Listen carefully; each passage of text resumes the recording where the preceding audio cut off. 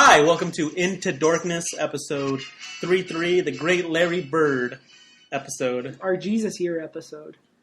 Yeah, Larry Bird, Jesus, pretty much on equal level, Yeah, I would say. I would say that they're definitely mirror images of each other. We all know Jesus was white.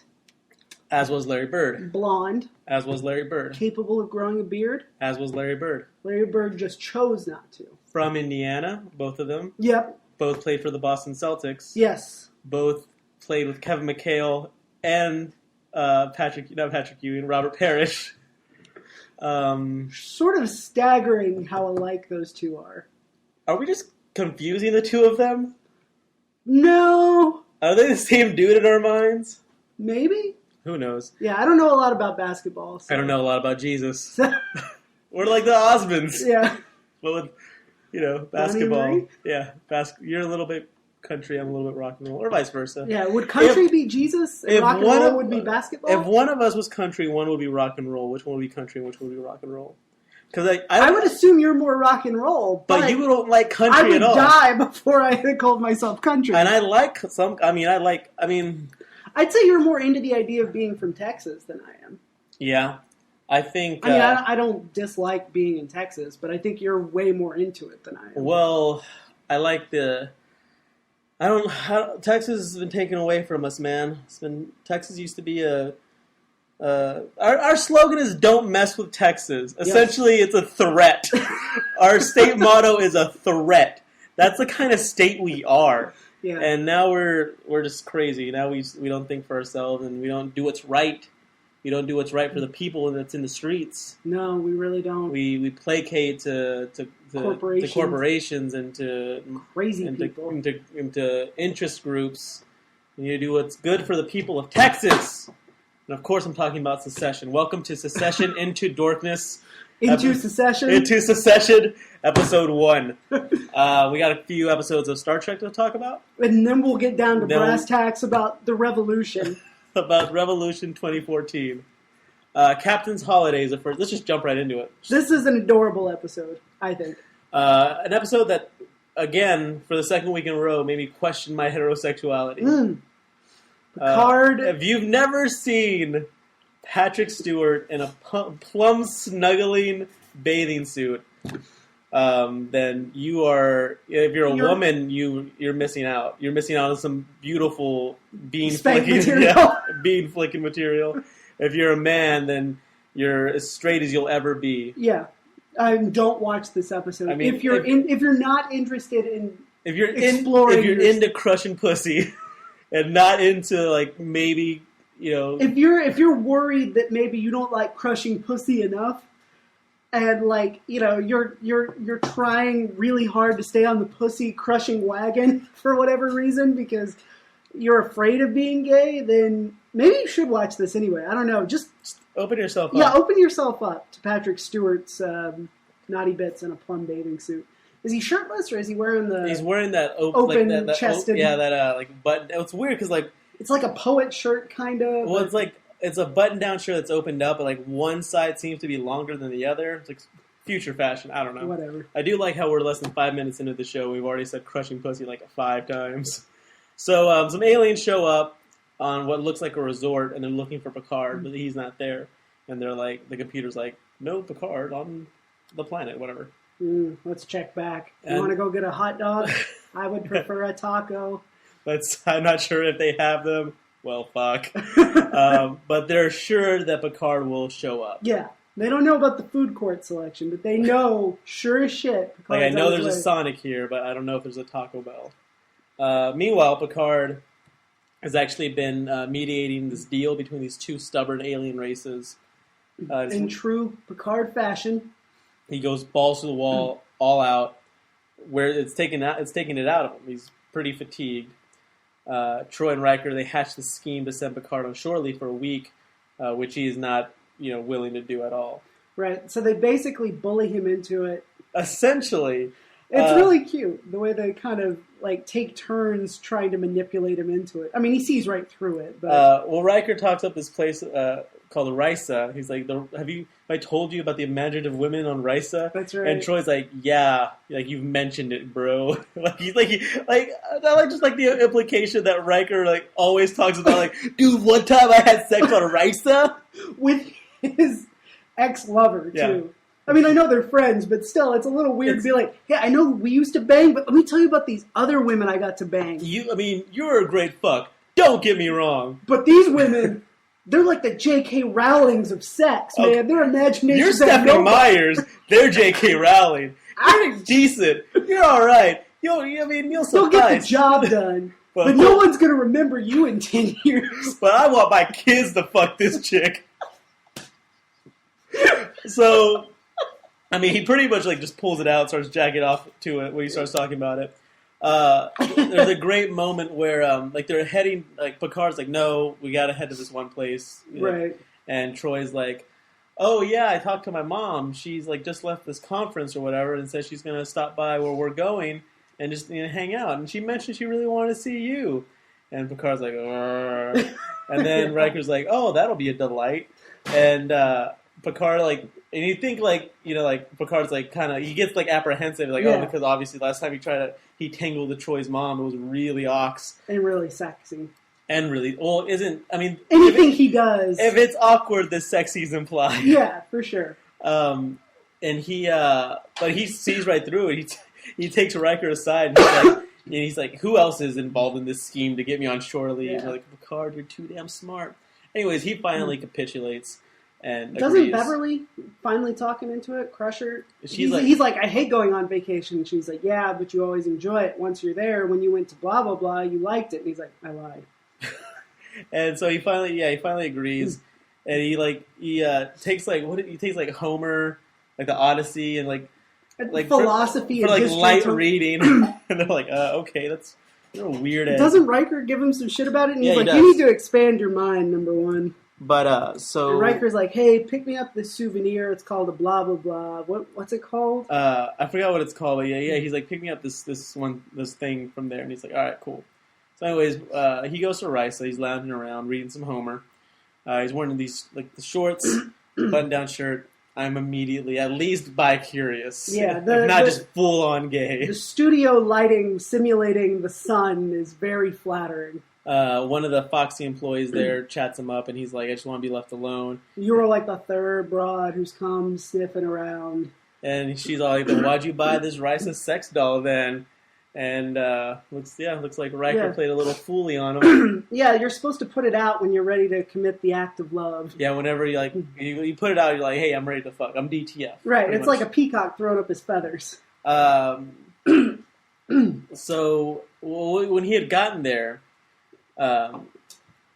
he got a smooch. Yeah, he like bumps into this woman, and she's like, "Oh, I'm sorry." He's like, "Oh, sorry about that." And then she eyes this Ferengi who's kind of like spying on him, and she smooches him. And he's like, "I think you have me mistaken for someone else." And she's like, "Oh, you're right. Sorry." Yeah. And he's just like, "All right, cool, whatever." I love this place.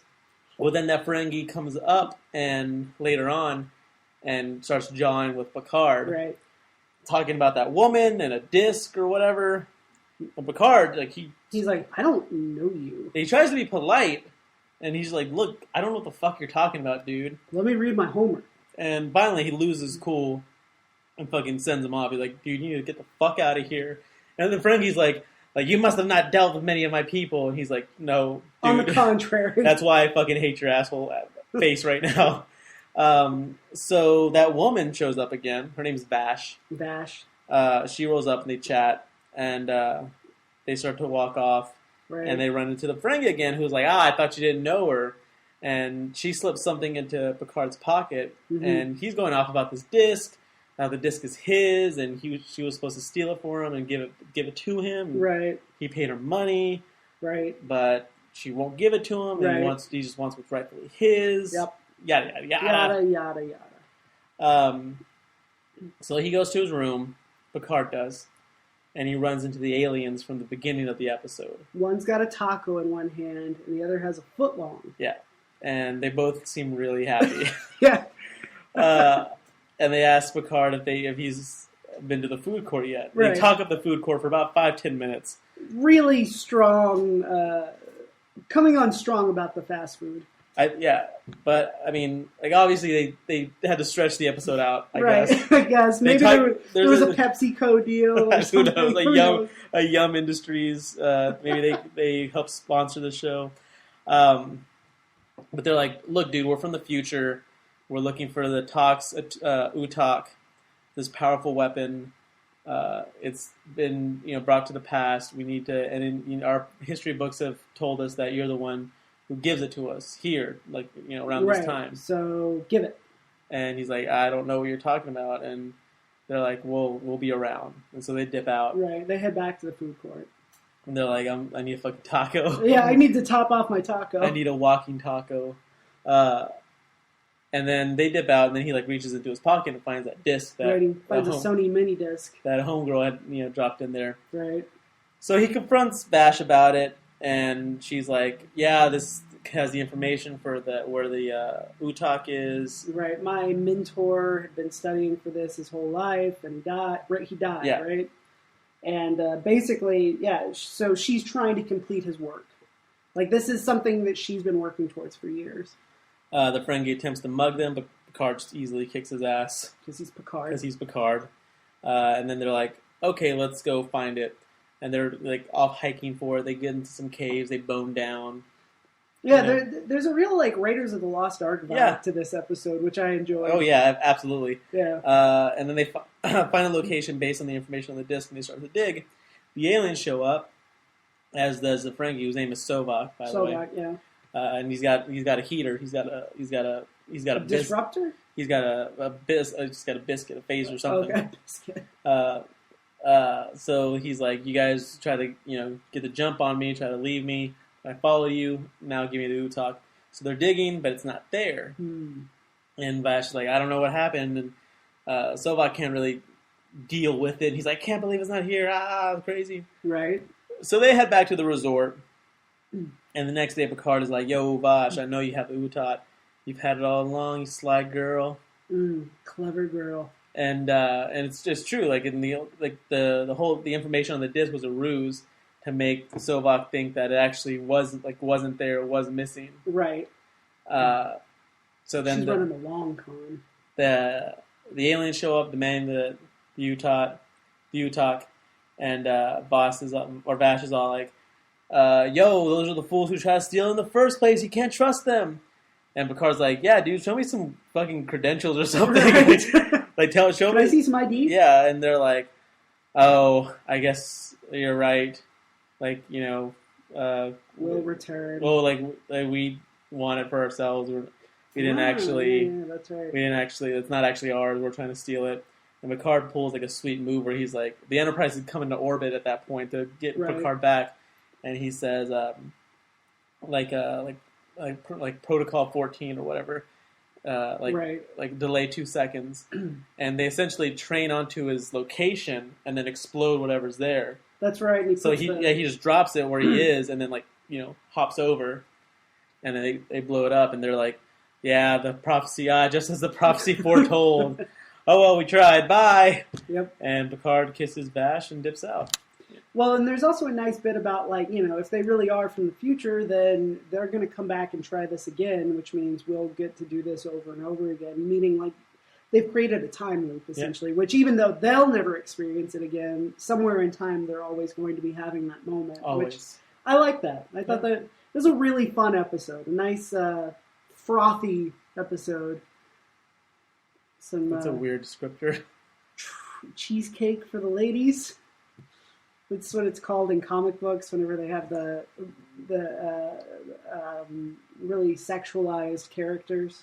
Oh, the males? Well, no, it's male or female. It's just referred to as cheesecake. I don't know if that transcends. It's not gender specific to males. No. It's just any time. So like Catwoman, with her zipper pulled down or whatever. Cheesecake, yeah. Weird. I know, right? Like, saying it out loud, I've only ever read it on blogs and stuff. I've never said it out loud. You read it, you're like, oh, that makes sense. You say it, and you're like, that's weird. That's kind of creepy. But next episode is Tin Man, which is not about Data, like you thought. No, it's about a space turd. They got you, dude. They fucking got me. Well, the Enterprise has to get a Betazoid named Tam, who apparently has a disaster connection to a disaster at Ga-Roshda. Yeah, shit went wrong. Riker, when he hears his name, is like, what? He's like, the same Tam from the blah, blah, blah. And they're like, yeah. Yeah. Him. Like, okay. And he cools down. Troy knows him. Apparently, he was a patient of hers. Yep. And people aren't all too keen on him being there in the first place. And he's kind of a weirdo. Well, he shows up and immediately like starts reading people's minds, which is annoying as shit. Yeah. It's like he rolls up and... he's like Troy's mother, but without the old lady... Like sass. Cougar charm. Yeah, exactly. like Data's like, like, Captain, would you like me to show Tam to his quarters? And he'd be like, he wants you to blah, blah, blah, blah. Like, I'm telling you because I'm reading his mind. I'm telling you what, like, dude, just let him. I fucking get it. You're special. I get it. You're weird. You have weird eyes. You don't look like you're And all there. I thought for sure the actor who played him was gay, but apparently he's married to a woman. That's not. Which doesn't mean anything. I thought he was gay too. I mean, if we're gonna be stereotypical about it, he exuded some very stereotypical, gay. He reminded me a lot of David from Star Trek 2 and 3, who died of the AIDS. Who died of AIDS? Was he gay though? I think so. He had a similar vibe. That's how I measure gay people in the Star Trek universe. More or less than David. So Riker explains that the disaster of Ga-Roshda, he explains it to Geordi. He pretty much blames Tam for it. He says that like he's responsible for like this kind of like break and like it was like a social taboo and like it caused like a clash and it should have been a fairly routine like negotiation ended up turning into a disaster. Yeah, and I think he was like the only survivor. And Riker lost a lot of homies in that. He had to pour out a lot of 40s. So many 40s for... Oh my god. Anyway, so the mission is to go to this supernovae star and get a ship that's called the Tin Man. Yep. Which Starfleet thinks is alive. Mm-hmm. And Tam is supposed to talk to him. Because like he's a Betazoid. But he's like a super powerful, like, savant Betazoid, right? Because his power... He instantly had his powers at birth. Oh, okay. As opposed to, I guess, developing naturally, manifesting them. So he is a savant. A little bit, yeah. And I mean, and because of that, he's socially awkward and doesn't get along with people. And he's a lot like Star Trek fans of a certain breed.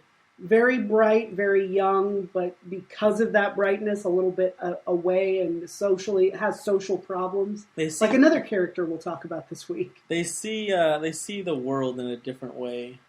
They certainly do. They certainly do. They're special guys and ladies. But he is really goddamn annoying. He's so awful. He is, but I don't know. I felt sorry for him from the get-go. I was like, this guy is clearly not a happy camper. Like, of all the people who've ever been to camp, this guy is the saddest one. For sure. So they're going to go talk to Tin Man, but it's in Romulan territory. Kind of. Like, someone brings up, like, the Romulans claim that, and Worf is like, they claim anything that they see, like, whatever. Like, give me a Romulan right now, I'll punch his lights out. Yeah, I will refuse to give him my blood. So they got to be careful, regardless. Mm-hmm. Anyway, Tam can't handle reading everyone's thoughts at the same time, like everyone on the ship. So he takes a shine to Data because he can't read his thoughts because he's a robot. Yep. The Enterprise shows up, gets to Tin Man and the star, and there's a Romulan warbird waiting for him. It attacks, and then starts to go after Tin Man, and Tam does like a warns it essentially. He's like, "You got to be careful, attack!" And it immediately kind of turns and does this like weird like boom and completely destroys, like annihilates the warbird, and hurts the Enterprise. Yeah, and damages the Enterprise pretty badly. Don't they lose some people? I don't know if anyone. I thought they had casualties. I could be wrong about that. Don't hold me to that. But it turns out the Tin Man is alive. His name is Gomtu, and he's sad too. He's lonely too. Yeah, well, all of his people are dead, right? He's the last one. Well, his crew died.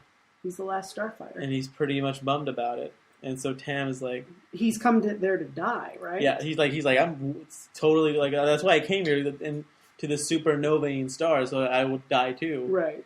And so Tam and Data go on board. Tam's all like goo goo gaga in love with Tin Man. Yeah, wow. I mean, it's like a they giant, understand each other. It's like a giant turd version of me. Yeah, exactly. And also because while he's in there, he can't hear any other voices, which is a first for him. Yeah. So a second warbird shows up and is all like, "We're gonna kill you. Our orders are to destroy it if we can't make first contact." And that's okay. Like, that's why we can't have nice things. Come on, dude. Come on, Romulans.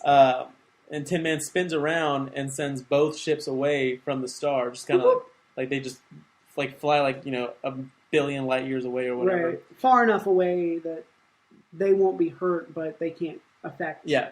And then Data, they end up sending the star supernovas, and everyone's like, "Oh shit, what's going on?" And then Data shows up, and he's like, "It's all cool. Like Tam and Tin Man they ran off together, just sitting in a tree." So he didn't die then. They did survive. I thought that was the implication that they. Yeah, like that they were like, "Oh, let's hang out together." No? Yeah, GOM2 leaves the star's orbit moments before the start of the supernova and sends the Enterprise spinning out of it. So it does it at the same time. What we also didn't talk about this episode is that Tam takes a real liking to Data because, again, he's somebody who's... Oh, did you? Yeah, I somehow missed that. He took a shine to him because he can't read his thoughts. That's right. Okay. I somehow missed that. Do you listen to me or just wait to talk? I just wait to talk. Okay. I appreciate the honesty. Why would I ever lie to you? I have no reason to lie to you. Okay, I'm sorry. I somehow missed that. I think I was trying to look up a plot detail when you mentioned that, I guess. Because normally I actually am listening to you. But yeah, so there's a nice moment. Truth be told, you actually don't watch any of these episodes. No, I just read the Wikipedia summary. I spend all of my time playing Skyrim. And... Mass Effect. And... I was going to say Dirty Birds. Angry Birds. Dirty Birds. It's the free version you can get on the Android marketplace. But yeah, Data's got a nice conversation with Troy at the end of the episode where he's like, Tam found his home and this is where I belong. Yep. Hollow Pursuits. This was my favorite episode of the week, actually. Yeah, for sure.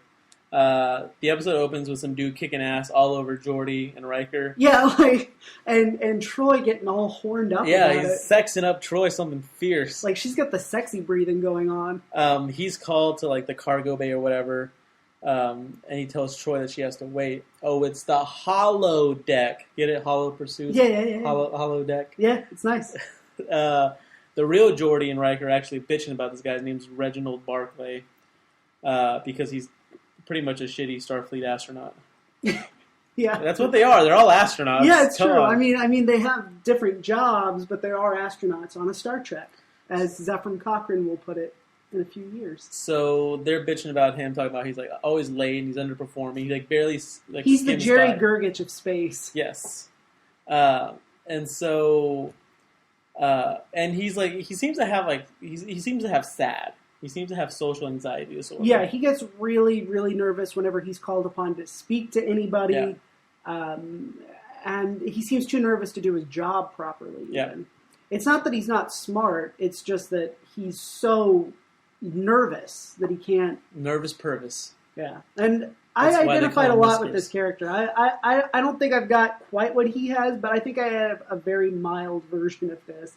Especially when we were in high school, I would get like really...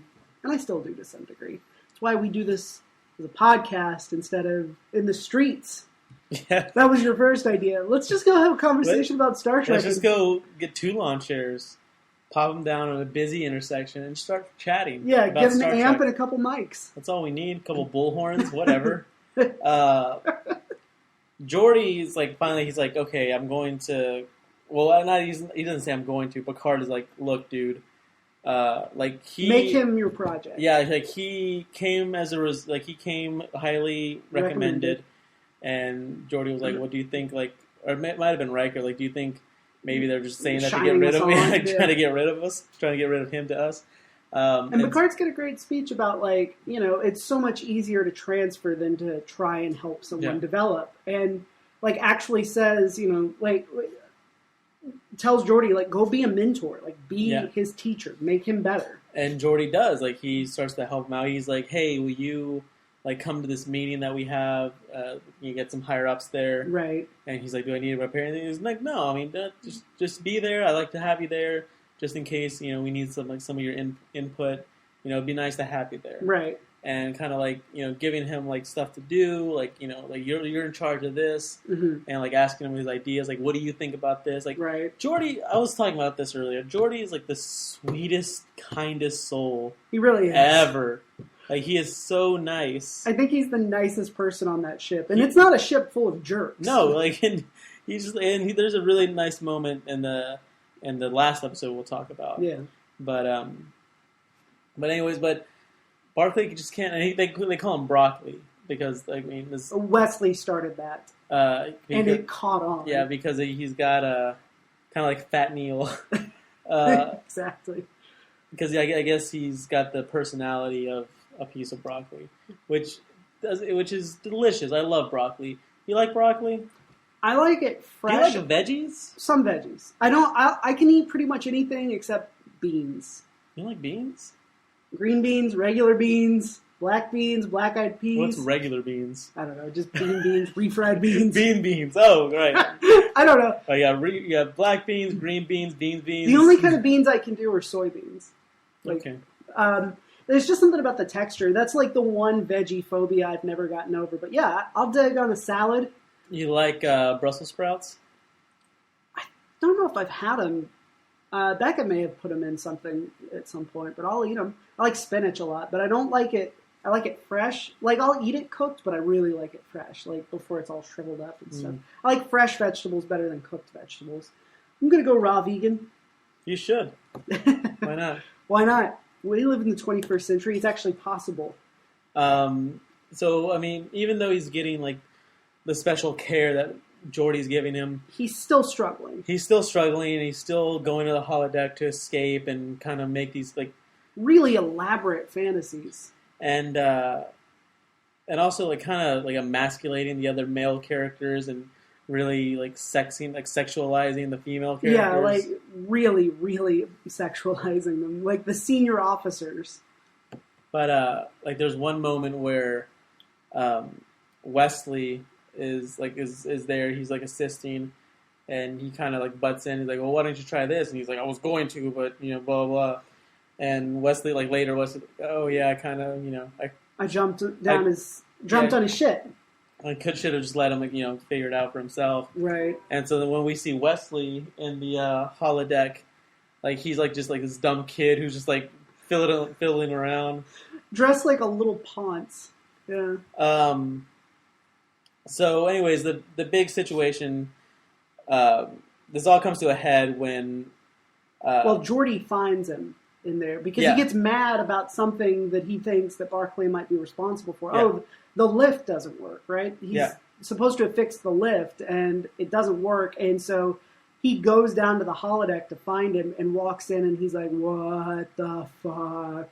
And then Riker shows up, too, and he's like... Well, first they have a conversation and 10 forward, and he sends him to Counselor Troy. He's like, look, you need help, like real help, to talk through this stuff.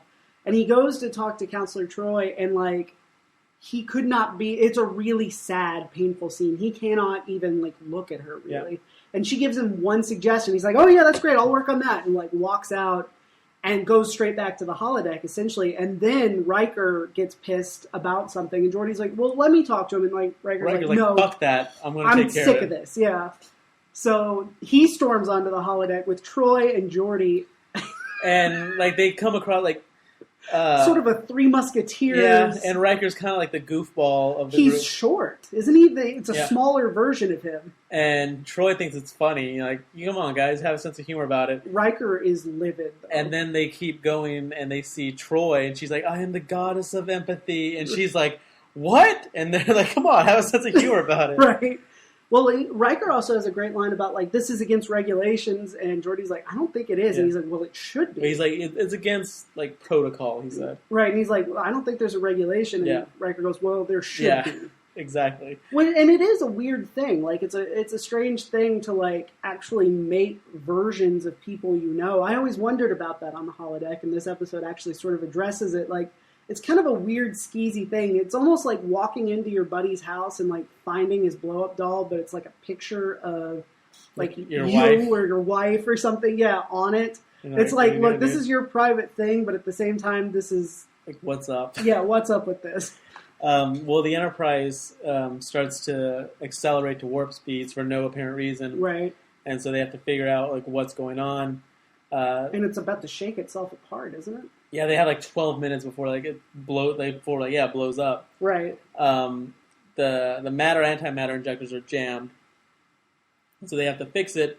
So they have an emergency palaver in the engineering deck where all the engineering people, plus Wesley and Barclay, are sort of trying to figure out, like, what the hell is going on. And there have been other things going on throughout the episode, like the lift breaking. Yeah. There's a piece of glass that what's his name's holding that, like, warps. Yeah, like just from holding it. Yeah, like you see, like, his finger indentions in it. Right, and so they're standing there, trying to figure it out, and Geordi keeps shooting down every possibility, and finally Barclay says, like, well, what if it's not something? What if it's one of us? Yeah, well, what if it's not just one thing? What if it's like a series of things? Right. And he figures out that it's like, oh, like each time, like it's like everyone, like not everyone, but like someone is like there have been multiple people who have done like one or two things wrong. Right. And it's all built up to this. Right, and so they basically figure out that when the lift broke and one of the canisters spilled, the chemicals that actually got out are actually what caused it, right? But it was something that there'd been no reported cases of this thing in so long that, like, the ship wouldn't be scanning for it. And so he ends up fixing it, and everything's cool. Yeah. He saves the ship. He saves the ship. For a while, it looks like that Barclay is like going to resign. He's like, hey, it's been cool, but... He goes to the bridge. He goes to the bridge, like, I need to dip out. Thank you so much. And Picard says, you'll always be welcome here, or something like that. And then it turns out it's also the holodeck. And as he walks out, he tells the computer to delete all the programs, except for Program 9. Which... We don't know what that is. Who knows what Program 9 is? Maybe we'll find out in a later episode. Does this character show up again? I think so, yeah. He's a recurring minor character. Good. I like him a lot. I'm really... we should start like a Star Trek-themed, like, chill wave band called Program 9. Program 9. What do you think about that? You like that idea? I like that idea. I think Barclay could get a really good job programming holodeck simulations. Like, that seems to be his real calling. Absolutely, yeah. Like, honestly... Like, he's wasted on engineering, yeah. Although he did save the ship. So Whatever. But he's way better at programming sexy fantasies. Our next episode is The Most Toys. Another good one. This is another good week. Not as good as last week, but a lot of solid fun episodes. Yeah, it's a more fun week than last week, I think. So, something has poisoned the water hole. No, but seriously, something's poisoned the water hole. Yeah, and there is a snake in our boots. There's a planet. They have tainted water supply, so the Enterprise is helping transport the antidote or whatever. Yeah, whatever will take the poison out. The MacGuffin. Data's gone to pick it up. They have to do it manually since it's so volatile. Right, they can't transport it over the beaming waves. So basically, Data loads up the shuttle, and when it's on its way back, it blows up. Well, right before he's set to do his last transport, right? Of this lady zaps him, and like he that's right, turns off or goes unconscious, whatever robots do. Androids. And it's a robot. And unbeknownst to the rest of the Enterprise crew, right? They think like, oh, let's get ready to receive data, and then kablooey! The ship blows up. Boom! It's a foolie, though. It is. Saul Rubinek, the character's name is Kivas Fajo, and he's the guy who had the antidote. He's the one who sold it to the Federation. He had the antidote. He was selling it to them. What they did was they scanned Data, figured out what he was made of, and they pulled an opening of Raiders of the Lost Ark and switched and made it seem like he was still on the ship when he wasn't. Right. And so Data wakes up in this room. A room of many wonders. Phaedo, the dude that you said they're buying the volatile stuff from, he's all like, sorry about your loss, guys. This sucks. Like, he's telling the Enterprise this. And he's putting on a pretty good performance. He's like, I'm so sorry. Yeah, he's like, you know what? I'm probably going to stop selling this It's stuff. obviously too dangerous. I can't risk it. And Picard's like, well, can we have your sensor data? And he's like, I mean, compared to what you've got, it's very primitive, but I'll be happy to send it over. And they're like, okay, cool. But they don't have any time to investigate because they have to go to that planet and, save the water hole. Save the water hole. What's so great about the water hole? Right? So,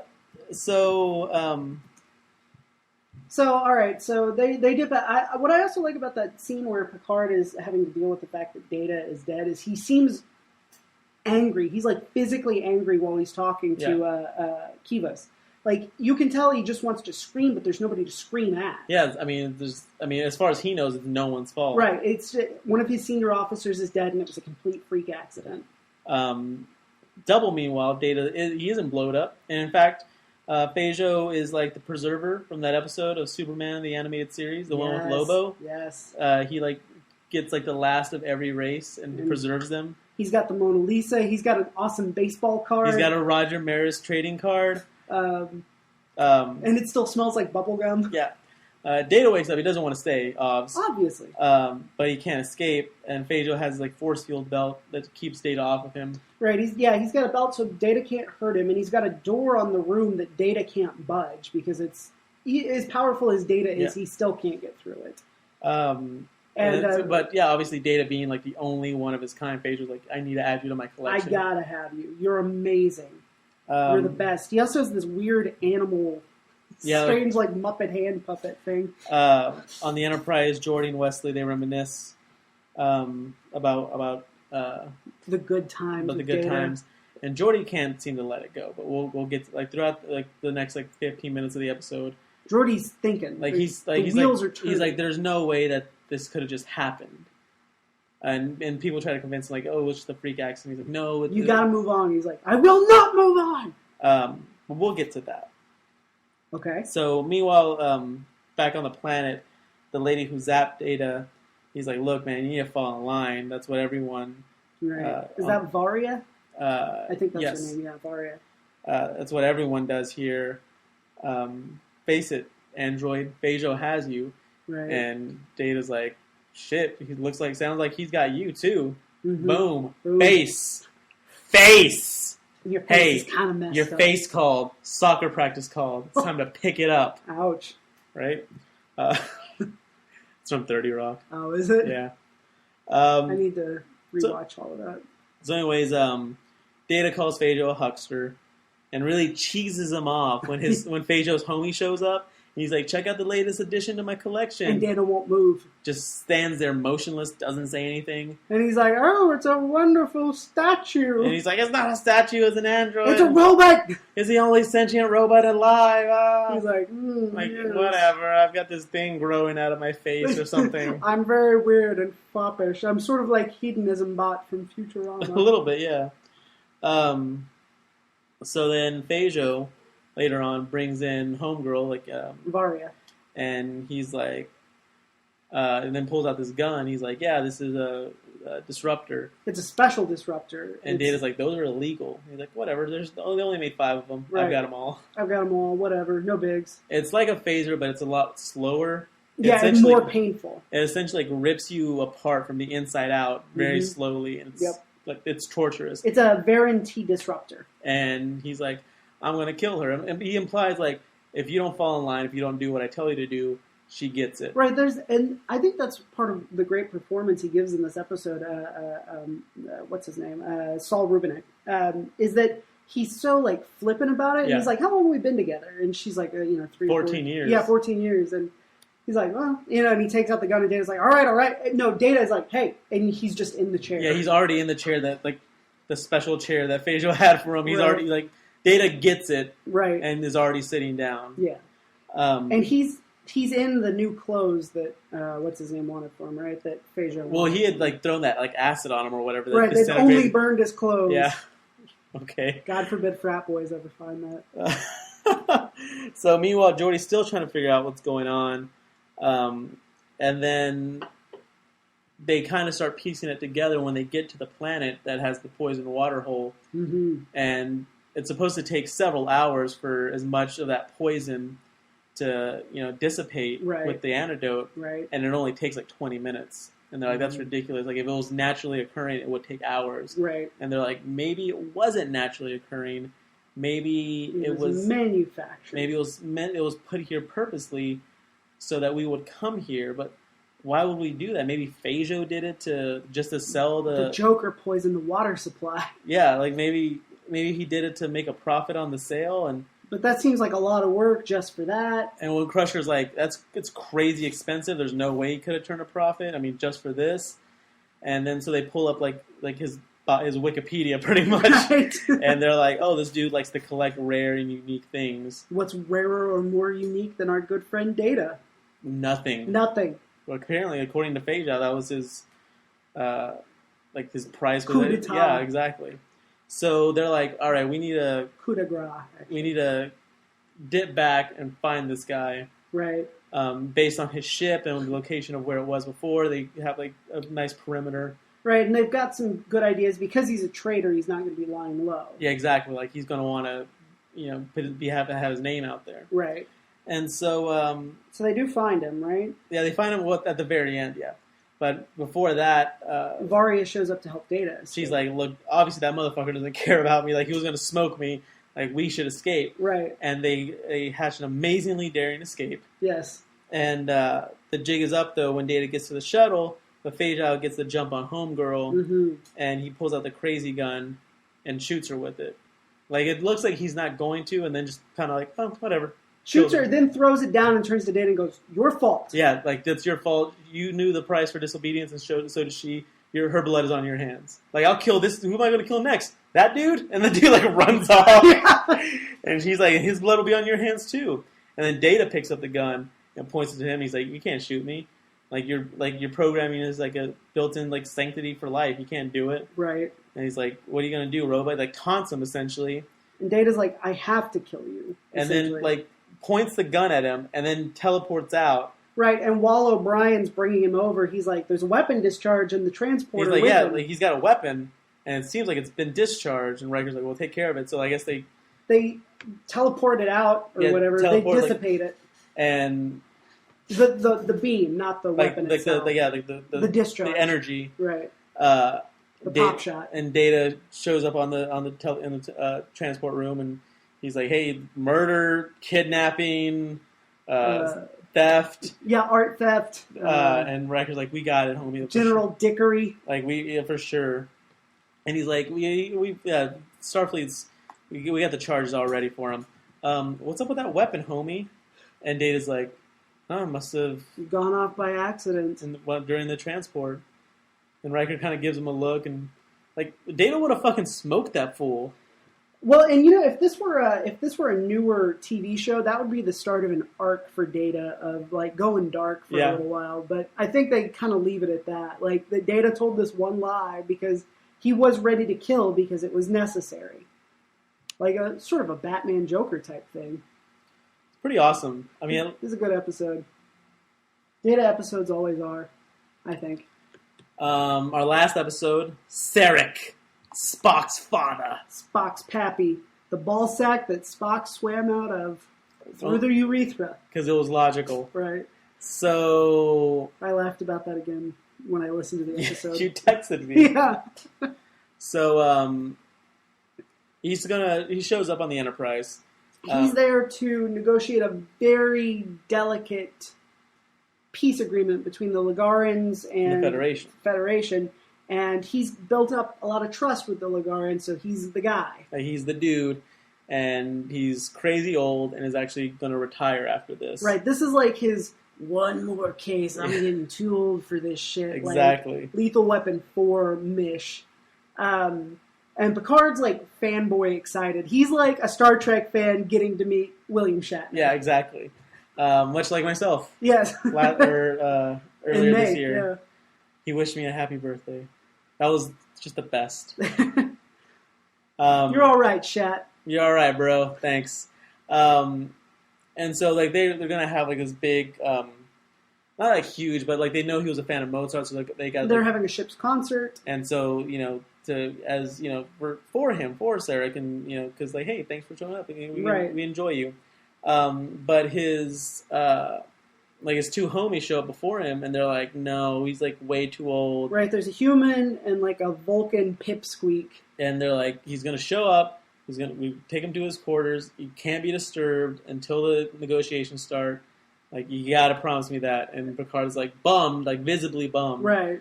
But he's like, I was going to ask him to wish me a happy birthday. But he was like, no, for sure. For sure. And so he shows up, and he is awesome. Mm-hmm. Shows up with his human wife. Second wife, not Spock's mom. No. Spock's mom is long dead. Shuffled loose this mortal coil. Long dead. Yeah. And so her name's Perrin. He's like, hey, show me where the negotiations are taking place. Right. Like, and completely like opposite of what Homeboy said before. Right. He's inviting. He's very, he's the guy you remember from the earlier episodes. Yeah. Except slightly warmer. And they're like, are you sure that's wise? And he's like, they're worried of my health and my old age, but it's all good. Let's see it. So they take him to the room with the bathtubs.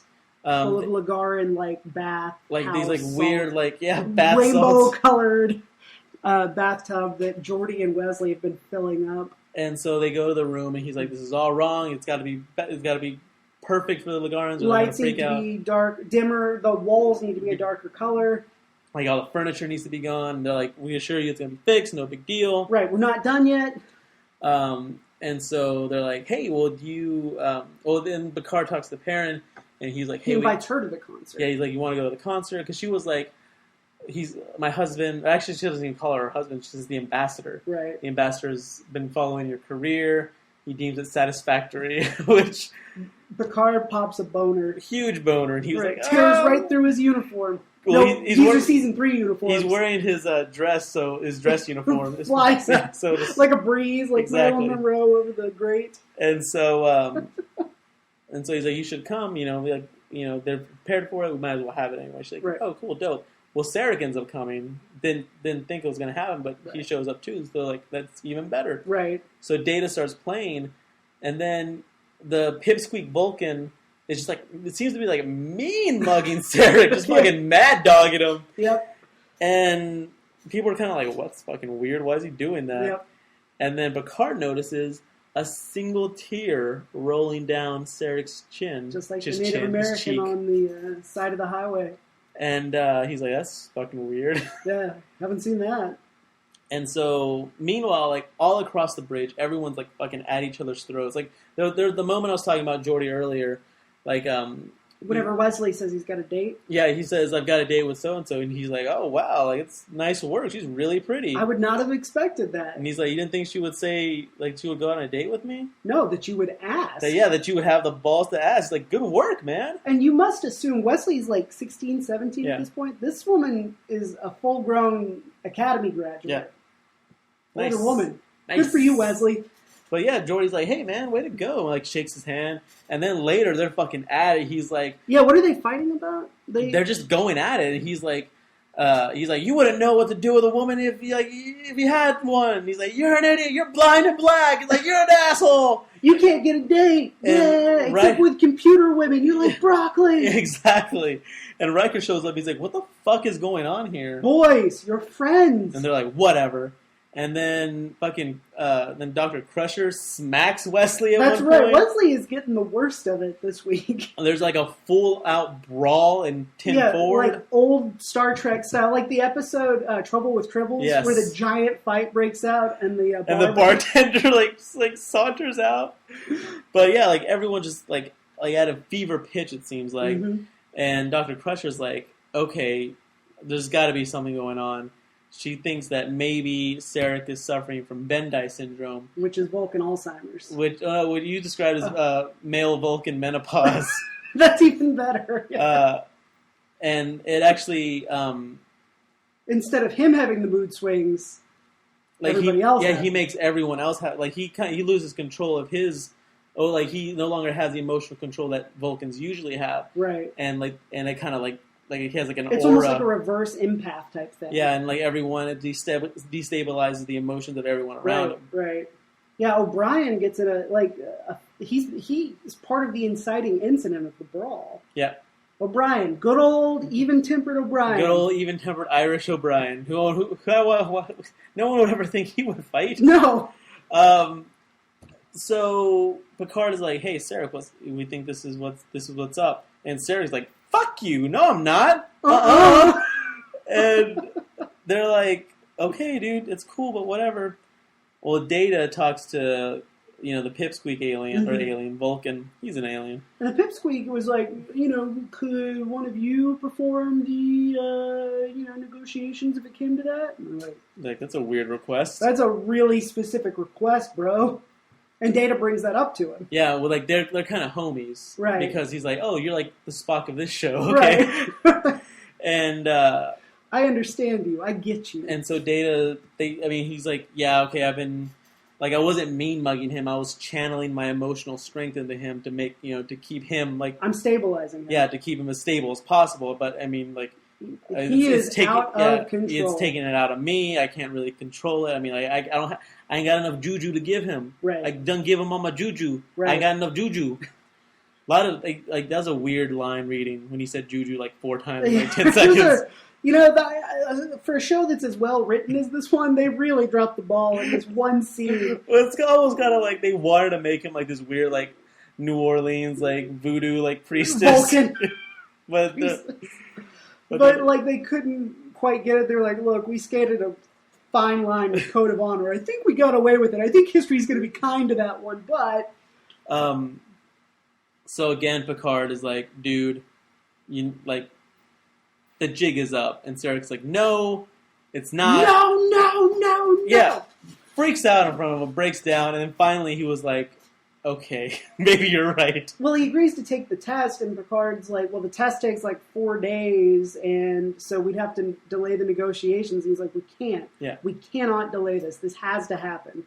And it comes out that the Pipsqueaks, the Pipsqueak admits, like, "Yeah, I've been channeling." And he's like, "Well, your services are no longer required." He's just cranky old man in it, all over the place. And so Picard's like, this can't happen. Like, we gotta cancel the negotiations. Perrin, Sarek's wife, he's like, okay, what if he mind melded someone, transfers his emotions onto someone else, and like all his emotions are on this person, right? And so he can go into negotiations like Joe Cucumber and be cool. And Picard's like, I will do it. You can do it to me. I will do this. I will take it. And I will take this bullshit. So they mind meld, and Sarek goes to negotiations, and Picard is basically chilling in his room with Crusher observing him and making sure he doesn't flip out. Right. And fucking Picard, fucking Patrick Stewart, we're watching this scene together. He kills it. And we're like, man, this is, and I've mentioned it before, getting Patrick Stewart on this show was a huge get. Because, there's just some, it's at times a very silly show. And he makes it feel not as silly. It's the equivalent of Alec Guinness in the original Star Wars. Absolutely. He gives it gravitas and makes it less silly. And like you said, he absolutely hits it out of the ballpark. It's such a great performance. He even sounds a little like the actor playing Sarek. Like he picks up some of his inflection as he's voicing Sarek's voicing emotions. The fact that he didn't show enough affection love to his wife, to his first wife, or his current wife, or to Spock. Right, and all of his friends are dead. Yeah, and he's just a bag of bones waiting to die. Just really fucking it's heavy, and he eventually breaks down in Crusher's arms. Right. And finally, Sarek, the negotiations are done, and everything is cool. And Sarek, says hey, Picard's hey, Perrin. Sarek, he might not say, but he really fucking loves you. And she's like, I know. She's like, yeah, I know, man. Thanks. Thanks, though. It's nice to hear. Thanks. Sarek's like, Picard, thank you. And it has a great line. He says, we will always retain the best part of each other inside us. And Picard says, I think I got the better deal of that ambassador. Yep. And, it's a nice episode. I like that the climax of the episode is just a man in a room fighting an emotion, essentially, or just trying to live through an emotion. Like, you don't see the murder or the actual negotiations. Yeah. You never see the Lagarans. No, yeah. And, aside from, like, the brawl in the bar, there's not a lot of real violence. I mean, it's pretty harmless violence as far as that goes. I mean, a guy gets thrown through a table and stuff. Big deal. It's not like in Tin Man, or not Tin Man, and what was the Most Toys, where, one of the main secondary characters gets murdered in cold blood. Like, it's a great example of a Next Generation episode in terms of it's all about ideas and thought and emotion and sort of like coming to the best peaceful solution that actually makes the most sense. And it's a strong episode, I think, and a nice way to finish out the week. Next week we only have 4 episodes, but we'll be dipping into season 4. Just the tip. Just the tip. Menage a Troy, which should be sexy. Yeah, I've seen it. It's pretty sexy. Transfigurations, The Best of Both Worlds Part 1, which is the end of Season 3. And we'll also be talking about The Best of Both Worlds Part 2, which is the season premiere of Season 4. I'm very excited about this. We're going to combine those.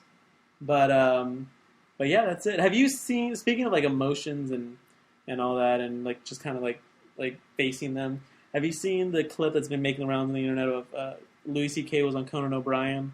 No, I've seen a lot of my friends posting it, but I haven't watched it. It's pretty awesome. Essentially, like, he's like, I don't want my kids to have cell phones because all these kids with cell phones, they just like they look down and they don't like look people in the eye. They don't like they don't generate empathy. Right. He's like, that's why kids are so mean, because they're trying it out. They don't know any better.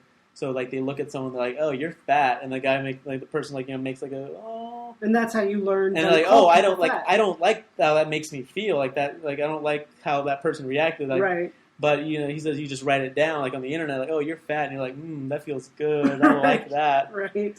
And turns you into a soulless monster. And he was talking about how how everyone's just afraid of being alone. That's why you're always like texting. Like that's why, like, you used to be able to, like, if you're sitting in a doctor's office, you just like sat there and we're a person and just like right. just like sat there for like 20 minutes and just maybe kind of read a magazine. We're there with your own thoughts and by yourself. And now you just pull out your cell phone and go through Twitter, go through Facebook, read articles on The Onion or HuffPo, whatever. Constant connection, constant entertainment. And so right. he says, so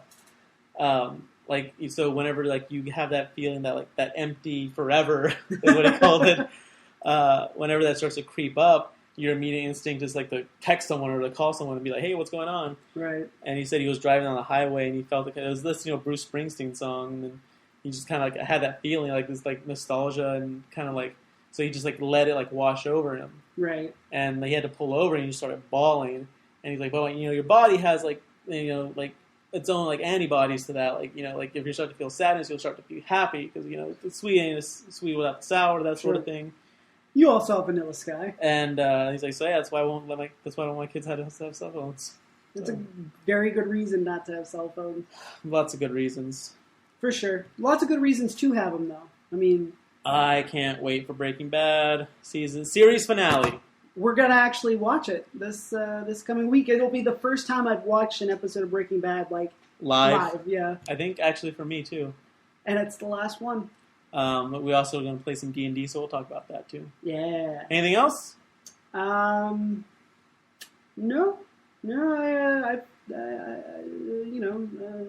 LLAP? KO. This has been an